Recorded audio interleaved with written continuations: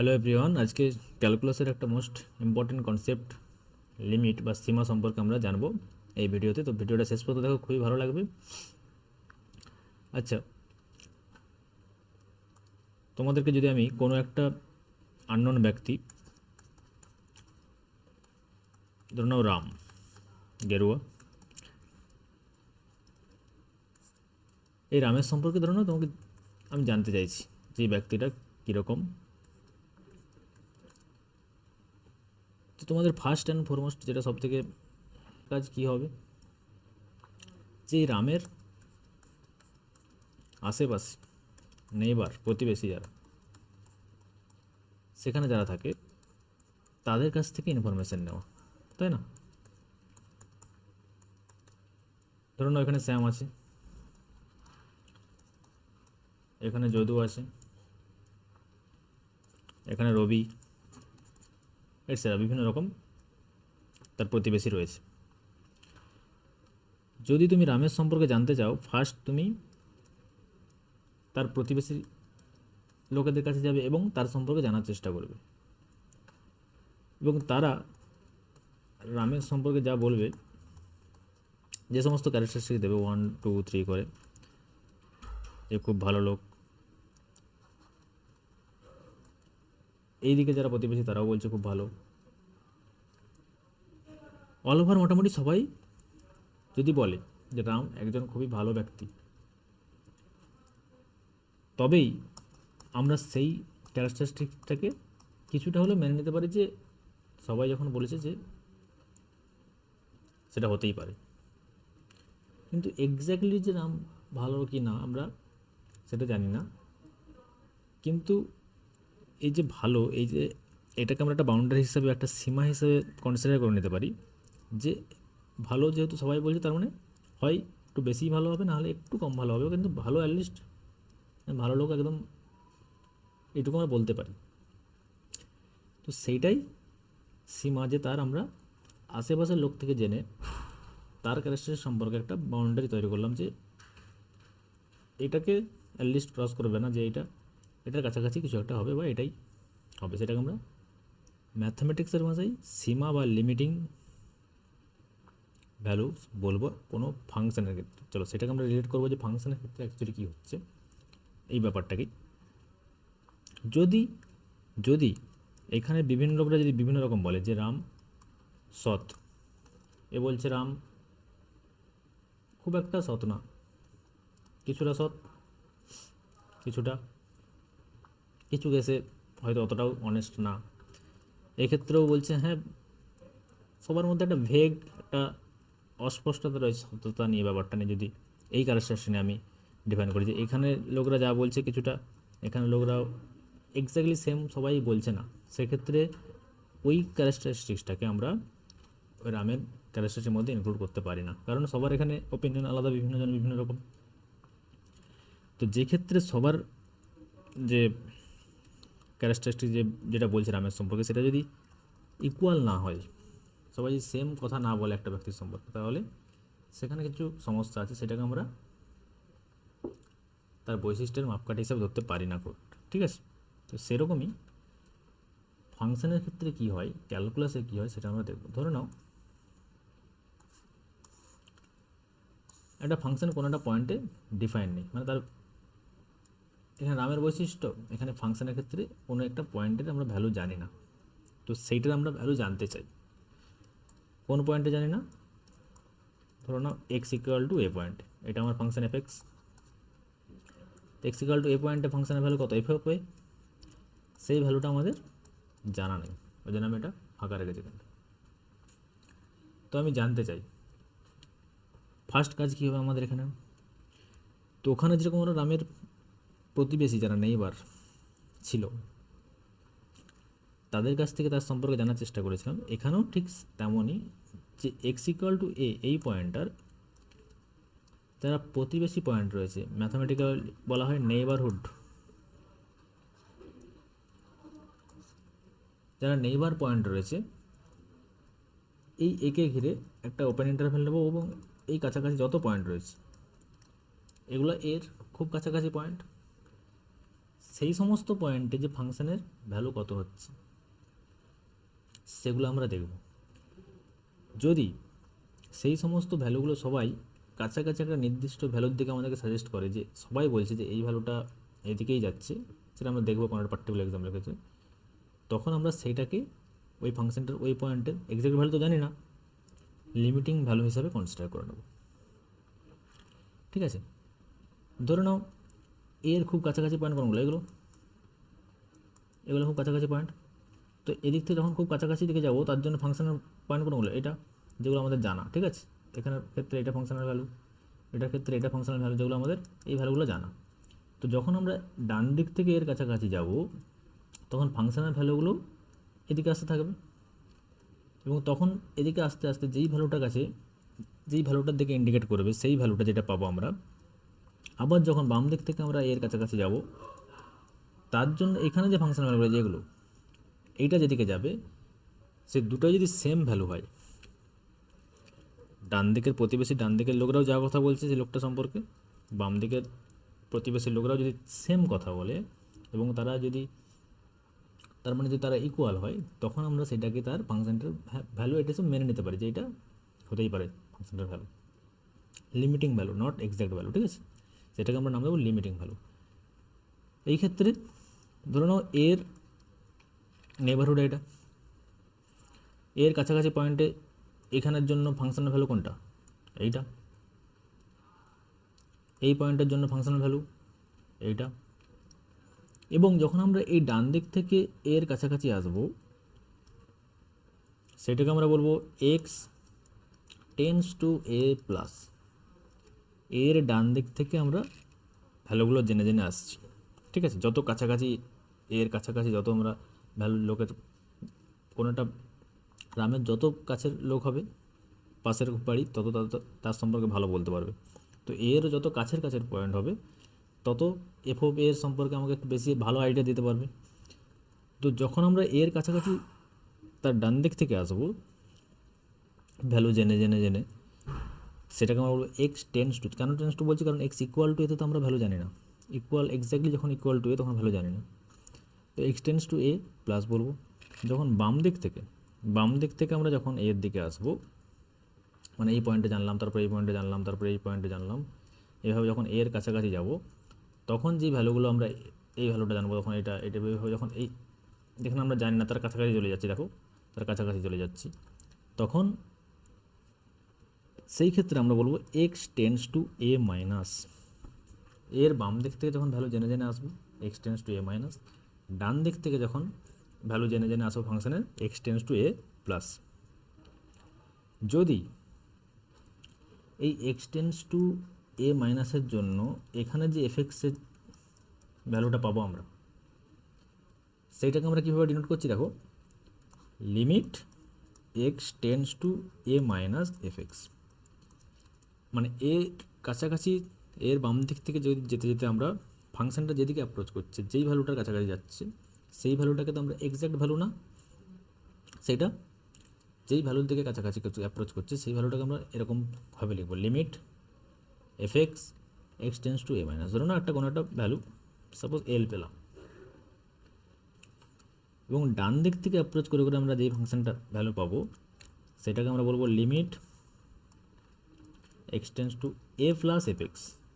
ওকে, যদি এটার ভ্যালুও এলই হয়, দুটার ভ্যালু যদি সেম হয় ইকুয়াল, তখন আমরা বলবো ওই পয়েন্টে এক্স ইকুয়াল টু এ পয়েন্টে এফ হবে, তো আমরা জানি না এফ হবে জানি না, তখন সেটাকে আমরা কী বলবো limit x tends to A tense টুতে এফ এক্সের ভ্যালু কত, সেটাই হয়ে যাবে এই এক্স্যাক্টলি এলটা। ঠিক আছে, এ মাইনাস আর এ প্লাসের ভ্যালুটাই টেন্স টু এর ভ্যালু হয়ে যাবে, এবং সেটাকে আমরা ওই ফাংশনটার ওই পয়েন্টের এক্সাক্ট ভ্যালু জানি না, লিমিটিং ভ্যালু বলবো, যে হ্যাঁ অ্যাপ্রক্সিমেট ভ্যালু, যে কাছাকাছি ওই ভ্যালুটার দিকে অ্যাপ্রোচ করছে। চলো তাহলে এরকম একটা ফাংশন আমরা দেখি যার কোনো একটা পয়েন্টে আমরা ভ্যালু জানি না, জানতে চাই, এবং সেটা কোন দিকে অ্যাপ্রোচ করছে কীভাবে আসছে, একটা এক্সাম্পল দিয়ে বুঝি। সাপোজ ধরো f x equal to x square minus 4 by x minus 2, famous example. Limit পড়ালে প্রত্যেকে এক্সাম্পল ধরে বসে। চলো, তো এক্ষেত্রেও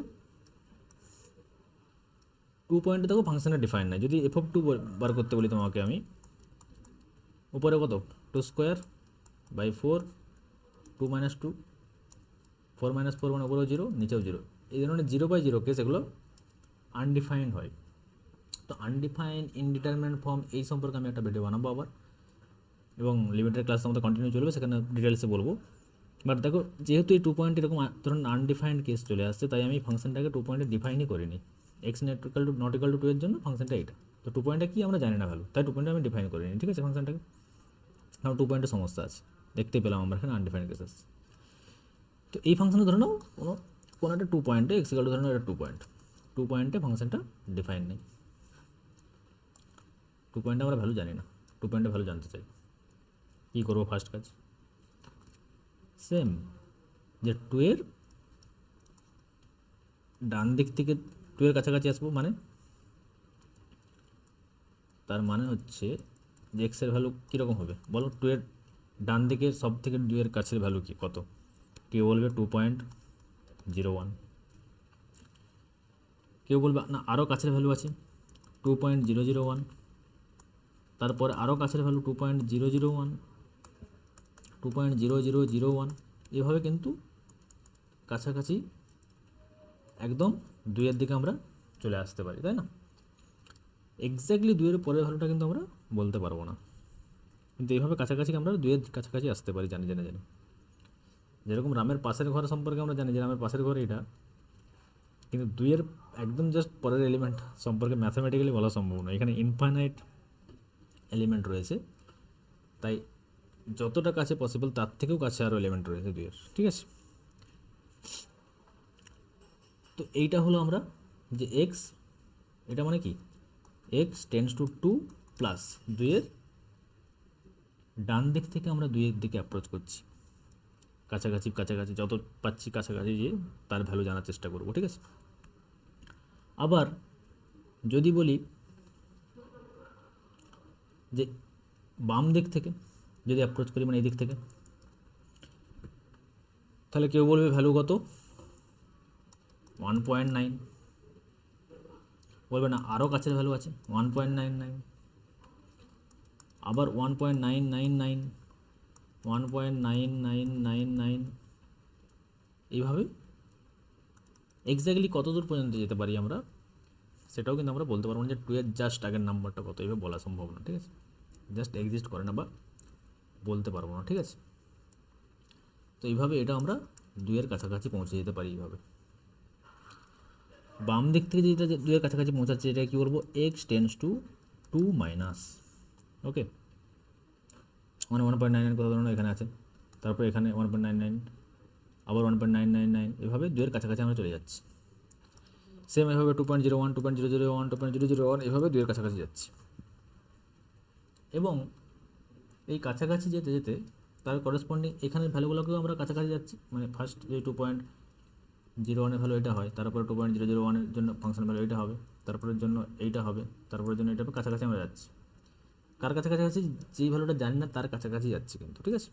এই দিক থেকেও আমরা ওই ভ্যালুটার কাছাকাছি যাচ্ছি যেটার আমরা ভ্যালু জানি না, ঠিক আছে?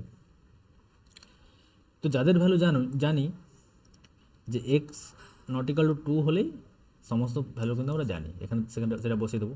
যদি আমি এফ অফ 2.01 এর ভ্যালু বার করতে চাই, তাহলে কী করবো? সেটা তো 2 নয়, তার মানে 2 নয় যেহেতু সার্ভের সমস্ত এক্সের জন্য ডিফাইন, তাহলে 2.01 আমরা ভ্যালু বার করতে পারি এখান থেকে। তাহলে এফ অফ 2.01 মানে 2.01 এর স্কোয়ার, জাস্ট এক্সের জায়গায় বসে যাবে -4 ডিভাইডেড বাই 2.01 -2। যদি আমরা 1.9 এর ভ্যালু বার করতে চাই, তাহলে 1.9 এর স্কোয়ার এক্সের জায়গায় জাস্ট ওটা বসে যাবে -4 ডিভাইডেড বাই 1.9 -2, ঠিক আছে? তো এইভাবে যদি আমরা ক্যালকুলেট করে প্রতিটা ভ্যালু দেখি, তাহলে এর করেসপন্ডিং এফএক্স, এটা তো আমার এক্সের ভ্যালুগুলো, তাহলে এফএক্স মানে এফ অফ 2.01 এর ভ্যালু কত হবে? ক্যালকুলেশন করে যদি আমরা দেখতে পাবো এটার ভ্যালু হয়ে যাবে 4.01। চেক করবে তোমরা, এটাই আসবে হয়তো। তারপরে যদি বলি এফ অফ 2.001, সেটা আসবে 4.001, এফ অফ 2.0001, এটা আসবে 4.0001। এইভাবে চলতে থাকবে, এটা কাছাকাছি কার দিকে আসবে, 4-এর দিকে।